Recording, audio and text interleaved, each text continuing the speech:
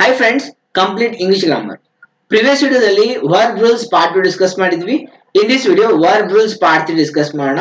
Remaining rules ಏನಿದೆ ಈ ವಿಡಿಯೋದಲ್ಲಿ ಕಂಪ್ಲೀಟ್ ಮಾಡೋಣ.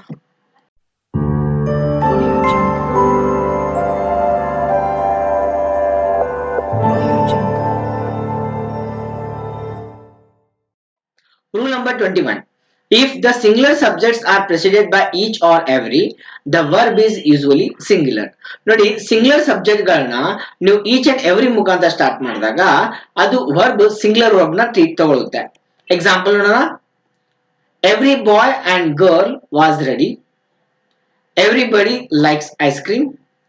Every boy and girl were ready. So ಇಲ್ಲಿ ಮೂರು ಸೆಂಟೆನ್ಸ್ ಇದೆ, ಇದರಲ್ಲಿ ಒಂದು ಸೆಂಟೆನ್ಸ್ ರಾಂಗ್ ಇದೆ. And which sentence is wrong here? Every boy and girl every use ಮಾಡಿ ಎರಡು ಸಿಂಗುಲರ್ ಸಬ್ಜೆಕ್ಟ್ ನ ಕನೆಕ್ಟ್ ಮಾಡಿದ್ದಾರೆ. ದೆನ್ ಇಲ್ಲಿ ವಾಸ್ ಯೂಸ್ ಮಾಡಬೇಕು, ಕರೆಕ್ಟ್ ಇದೆ sentence. Every boy and girl was ready. Everybody singular subject use ಮಾಡಿದ್ದಾರೆ, singular word use ಮಾಡಿದ್ದಾರೆ. Likes very good, correct ಇದೆ. Everybody likes ice cream, correct ಇದೆ. Every boy and girl were ready ಅಂತಿದೆ, ಈ sentence wrong ಆಗುತ್ತೆ. Every boy and girl ಬಂದಾಗ ಅಲ್ಲಿ var ಬರಂಗಿಲ್ಲ, ವಾಸ್ ಬರುತ್ತೆ. ರೂಲ್ ನಂಬರ್ 21 ಪ್ರಕಾರ ಥರ್ಡ್ ಸ್ಟೇಟ್ಮೆಂಟ್ ರಾಂಗ್ ಇದೆ. ಕರೆಕ್ಷನ್ ಬಂದ್ಬಿಟ್ಟು every boy and girl was ready, first sentence ಇದೆ, that statement is correct one. Next rule number 22. The past participle use as adjective. Past participle ನೀವು adjective ತರ use ಮಾಡಬಹುದು. ಹೇಗೆ? Examples ನೋಡೋಣ. He is a player of defeated team. Robert is the most wanted player on the team. I have completed the give task. The confused girl decided to take a helpline. So among four sentences, one sentence is wrong, and ಅದರಲ್ಲಿ ಯಾವ sentence wrong ಇದೆ identify ಮಾಡಿ, and remaining sentences ತಿಳ್ಕೊಳ್ಳಿ. ಒಂದೇ sentence ನೋಡೋಣ. He is a player of defeated team. Defeated is what here adjective and team is a noun. Correct is statement 2. Robert is the most wanted player. Player is a noun and wanted is a adjective here. Past participle adjective correct ಇದೆ. And I have completed the give task ಅಂದಿದ್ದಾರೆ. Completed is a verb form, V2 form ಅಲ್ಲಿ ಇದೆ. ಇಲ್ಲಿ task ಇದೆ, ಅಲ್ಲಿ give ಅಂತಿದೆ, ಇಲ್ಲಿ wrong ಆಗುತ್ತೆ sentence. And third statement wrong ಇದೆ, ಗಿವ್ ಬರಂಗಿಲ್ಲ. ಪಾಸ್ಟ್ ಪಾರ್ಟಿಸಿಪಲ್ ಅಡ್ಜೆಕ್ಟಿವ್ ತರ ಬೇಕು ನಮ್ಗೆ, ಇಲ್ಲಿ ಗಿವನ್ ಟಾಸ್ಕ್ ಆಗಬೇಕಾಗುತ್ತೆ. I have completed the given task. The given is what here? The past participle, that is adjective ಅಂತ ಹೇಳ್ಬೋದು. ಅಂಡ್ ಥರ್ಡ್ ಸ್ಟೇಟ್ಮೆಂಟ್ ಅಲ್ಲಿ ಪ್ರಾಬ್ಲಮ್ ಇತ್ತು, that we corrected. The confused girl decided to take a helpline, and girl is a noun and confused ಏನಿದೆ, it is past participle which is treated as adjective over here. And rule number 22 ಪ್ರಕಾರ ಮೂರನೇ statement ಅಲ್ಲಿ wrong ಇದೆ. And the correct ಇರುವಂತ statement ಯಾವ್ದಪ್ಪ ಅಂದ್ರೆ I have completed the given task. Rule number 23. The past participle is use to express problem. Problem ನ express ಮಾಡಕ್ಕೆ past participle ನ ಯೂಸ್ ಮಾಡ್ತೀವಿ. Example, being misguided, he could not pass any bank exam. Being thirst, Ram requested a glass of water. The frightened boy jumped over the wall. So ಈ ಮೂರು statement ಇದೆ, but one statement again wrong ಇದೆ, which is that. And rule number 23 ಒಳಗಡೆ second statement wrong ಇದೆ. First and third statement check ಮಾಡೋಣ. Being misguided, ಎಸ್ ಇಲ್ಲಿ past participle ಇದೆ, ಒಂದು ಪ್ರಾಬ್ಲಮ್ ನ ಎಕ್ಸ್ಪ್ರೆಸ್ ಮಾಡ್ತಾ ಇದೆ. Misguided, he could not pass any bank exam, correct ಇದೆ first statement. And the last statement, the frightened boy. The frightened is what? ಇಲ್ಲಿ past participle ಒಂದು ಪ್ರಾಬ್ಲಮ್ ನ ಎಕ್ಸ್ಪ್ರೆಸ್ ಮಾಡಿದೆ. frightened boy jumped over the wall, correct ಇದೆ. But the second statement, the thirst Ram ಅಂತಿದೆ, it is wrong. ಇಲ್ಲಿ thirst ಬರಬಾರ್ದು, thirsty ಬರಬೇಕಾಗುತ್ತೆ. being thirsty, Ram requested a glass of water, and thirsty is the corrected word ಅಂತ ಹೇಳ್ಬೋದು. Rule number 23 ಪ್ರಕಾರ second statement wrong ಇತ್ತು. Rule number 24. Both, few, some, many are always used as a plural. ನೋಡಿ ಈ pronouns ಗಳ ಮುಂದೆ like both, few, some, many use ಮಾಡಿದಾಗ compulsory plural verb ನ ಯೂಸ್ ಮಾಡಬೇಕು. ಎಕ್ಸಾಂಪಲ್ ನೋಡೋಣ. Both of you have to finish it soon. Some of my friends are going to party.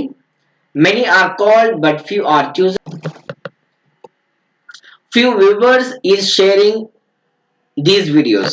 So among four statement, one statement wrong ಇದೆ. Both of you have ಇದೆ correct ಇದೆ statement. Some ಆ ಜೊತೆ my friends are ಇದೆ plural verb ಅದು ಕೂಡ correct ಇದೆ. Many ಜೊತೆ ಆರ್ ಯೂಸ್ ಮಾಡಿದ್ದಾರೆ ಅಂಡ್ ಫ್ಯೂ ಜೊತೆ ಆರ್ ಯೂಸ್ ಮಾಡಿದ್ದಾರೆ ಕರೆಕ್ಟ್ ಇದೆ ಸೆಂಟೆನ್ಸ್. ಬಟ್ ಫೋರ್ ಸ್ಟೇಟ್ಮೆಂಟ್ ನೋಡಿ few viewers which represents plural subject ಅಂತ, ಬಟ್ ಇಲ್ಲಿ ಸಿಂಗ್ಯುಲರ್ ವರ್ಡ್ ನ ಯೂಸ್ ಮಾಡಿದ್ದಾರೆ ಸ್ಟೇಟ್ಮೆಂಟ್ ರಾಂಗ್ ಆಗುತ್ತೆ. ಅಂದ್ರೆ ಸೆಂಟೆನ್ಸ್ ಕರೆಕ್ಟ್ ಏನಾಗಬೇಕು few viewers are sharing these videos. And rule number 24 ಪ್ರಕಾರ ನಾಲ್ಕನೇ ಸ್ಟೇಟ್ಮೆಂಟ್ ರಾಂಗ್ ಇದೆ, ಅಲ್ಲಿ ಈಸ್ ಬರಬಾರ್ದು ಆರ್ ಬರಬೇಕು. Rule number 25 all is use as singular and plural. All ನ ಸಿಂಗ್ಯುಲರ್ ತರಾನು ಯೂಸ್ ಮಾಡಬಹುದು, ಪ್ಲೂರಲ್ ತರಾನು ಯೂಸ್ ಮಾಡಬಹುದು. Example all of the students are going to the picnic. All we see is not true. All of the cake have eaten. All of the apples has eaten. ಇಲ್ಲಿ all singular ತರಾನು use ಮಾಡಬಹುದು, plural ತರಾನು use ಮಾಡಬಹುದು. ಎಲ್ಲಿ singular ತರ use ಆಗುತ್ತೆ plural ತರ use ಆಗುತ್ತೆ ಚೆಕ್ ಮಾಡಿ. ಅಂಡ್ ಎಲ್ಲಿ ಸೆಂಟೆನ್ಸಸ್ ರಾಂಗ್ ಇದೆ ಚೆಕ್ ಮಾಡಿ. ಸೊ 4 ಸ್ಟೇಟ್ಮೆಂಟ್ ಅಲ್ಲಿ ಈ ಸಲ 2 ಸ್ಟೇಟ್ಮೆಂಟ್ ರಾಂಗ್ ಇದೆ. ಅದು ಯಾವ ಸ್ಟೇಟ್ಮೆಂಟ್ ಚೆಕ್ ಮಾಡೋಣ. First statement all of the students are going to picnic. Students plural ಇದ್ದಾರೆ, ಆರ್ ಕರೆಕ್ಟ್ ಯೂಸ್ ಮಾಡಿದ್ದಾರೆ. ಆಲ್ ವಿ ಸಿ ನಾವು ನೋಡಿದ್ದೆಲ್ಲ ಅಂದ್ರೆ ನೋಡಿದ್ದೆಲ್ಲ ಬಗ್ಗೆ ಮಾತಾಡ್ತಾ ಇದೀವಿ, ಇಲ್ಲಿ ಸಿಂಗ್ಯುಲರ್ ವರ್ಬ್ ಯೂಸ್ ಮಾಡಬೇಕು ಕರೆಕ್ಟ್ ಇದೆ is not true. All of the cake, cake ಒಂದೇ ಕೇಕ್ ಇದೆ ಬಟ್ ಅದು ಎಲ್ಲಾ ಕೇಕ್ ನ ಖಾಲಿ ಮಾಡಿದ್ದಾರೆ, ಈ ತಿಂದಿದ್ದಾರೆ ಅದಕ್ಕೆ ಹ್ಯಾವ್ ಯೂಸ್ ಮಾಡಬಾರ್ದು, ಇಲ್ಲಿ ಹ್ಯಾಸ್ ಯೂಸ್ ಮಾಡಬೇಕು, ಇಲ್ಲಿ ಕರೆಕ್ಷನ್ ಆಗ್ಬೇಕಾಗುತ್ತೆ. All of the cake has eaten. ಅದೇ ತರ ಆಪಲ್ಸ್ ಅಂದ್ರೆ ಪ್ಲೂರಲ್ ಇದೆ ಅಂದ್ರೆ ನಂಬರ್ ಆಫ್ ಆಪಲ್ಸ್ ನ ಈಟ್ ಮಾಡಿದ್ದಾರೆ, ಇಲ್ಲಿ ಹ್ಯಾಸ್ ಬರಬಾರ್ದು ಹ್ಯಾವ್ ಬರಬೇಕು. All of the apples have eaten ಅಂದ್ರೆ ರೂಲ್ ನಂಬರ್ 25 ಅಲ್ಲಿ ಮೂರನೇ ಮತ್ತೆ ನಾಲ್ಕನೇ ಸ್ಟೇಟ್ಮೆಂಟ್ ರಾಂಗ್ ಇತ್ತು. ಹ್ಯಾವ್ ಬದಲಿಗೆ ಹ್ಯಾಸ್ ಯೂಸ್ ಮಾಡಬೇಕು ಅಂಡ್ ಹ್ಯಾಸ್ ಬದಲಿಗೆ ಹ್ಯಾವ್ ಯೂಸ್ ಮಾಡಬೇಕು. Rule number 26 use the singular form of the verb with a singular countable noun and use the plural form of the verb with the countable noun is plural. Singular noun ಇದ್ರೆ singular verb, plural noun ಇದ್ರೆ plural verb. Example there is a book on the table ಅಂದ್ರೆ a book ಅಂತಿದೆ. that student is excellent. There is some students in the classroom and those houses are very big, aren't they? And ಇದರಲ್ಲಿ ಒಂದು statement wrong ಇದೆ, ಯಾವ್ದಿದೆ check ಮಾಡಿ. There is a book, book ಒಂದೇ ಇದೆ is use ಮಾಡಿದ್ದಾರೆ correct ಇದೆ. that student is excellent ಅಂದ್ರೆ ಒಬ್ಬನೇ ಸ್ಟೂಡೆಂಟ್ ಇದ್ದಾನೆ ಈಸ್ ಯೂಸ್ ಮಾಡಿದ್ದಾರೆ ಕರೆಕ್ಟ್ ಇದೆ. ದೇರ್ ಇಸ್ ಸಮ್ ಸ್ಟೂಡೆಂಟ್ ಅಂದ್ರೆ ಸಮ್ ಬಂದು ಸ್ಟೂಡೆಂಟ್ಸ್ ಬಂದಾಗ ಪ್ಲೂರಲ್ ಇದೆ, ಆ ಈಸ್ ಯೂಸ್ ಮಾಡಬಾರ್ದು ಆರ್ ಯೂಸ್ ಮಾಡಬೇಕು. ಅಂದ್ರೆ ಕರೆಕ್ಟ್ ಸ್ಟೇಟ್ಮೆಂಟ್ ಏನಾಗಬೇಕು there are some students in the classroom. Those houses are very big, ಆ ಹೌಸಸ್ ಪ್ಲೂರಲ್ ಇದೆ, ದೋಸ್ ಯೂಸ್ ಮಾಡಿದ್ದಾರೆ, ಆರ್ ಕರೆಕ್ಟ್ ಯೂಸ್ ಮಾಡಿದ್ದಾರೆ, ಆರ್ ಅಂಡ್ ದೇ ಕರೆಕ್ಟ್ ಇದೆ. ರೂಲ್ ನಂಬರ್ 26 ಪ್ರಕಾರ ಮೂರನೇ ಸ್ಟೇಟ್ಮೆಂಟ್ ರಾಂಗ್ ಇದೆ. There are some students in the classroom correct statement. Rule number 27 uncountable nouns are always singular. Use the singular form of verb with uncountable nouns. ಹೌದು, ಯಾವುದೇ uncountable noun singular ತರ treat ಆಗುತ್ತೆ, singular verb ನ ಬಳಕೆ ಮಾಡಬೇಕು. There is some water in that bottle. Money do not grow on trees. Education is important. That is the equipment we use for the project. ಇಲ್ಲಿ singular ಇಲ್ಲಿ uncountable nouns ಯಾವಂತ ಕೇಳಿದ್ರೆ I will say water, money, education, equipment. ಇದರಲ್ಲಿ ಎಲ್ಲಿ error ಇದೆ ಅಂತ ಕೇಳಿದಾಗ second statement ನೋಡಿ ಡು ನಾಟ್ ಅಂತ ಬರಂಗಿಲ್ಲ, ಅಲ್ಲಿ ಡಸ್ ನಾಟ್ ಅಂತ ಬರಬೇಕು. There is some water correct ಇದೆ in the bottle. Education is important ಮೂರನೇ ಸ್ಟೇಟ್ಮೆಂಟ್ ಕರೆಕ್ಟ್ ಇದೆ.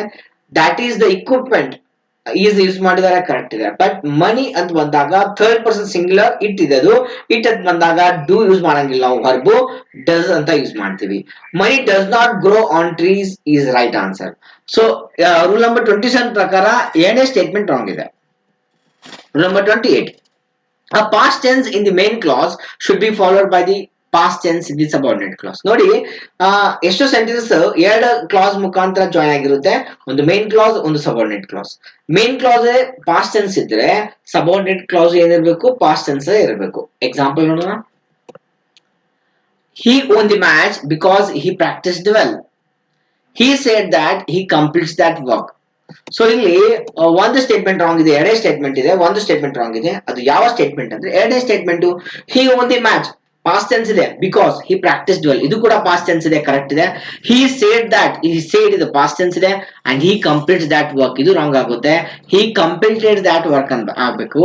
ಹಿ said that he completed that work. That is right statement ಅಂತ ಹೇಳ್ಬೋದು.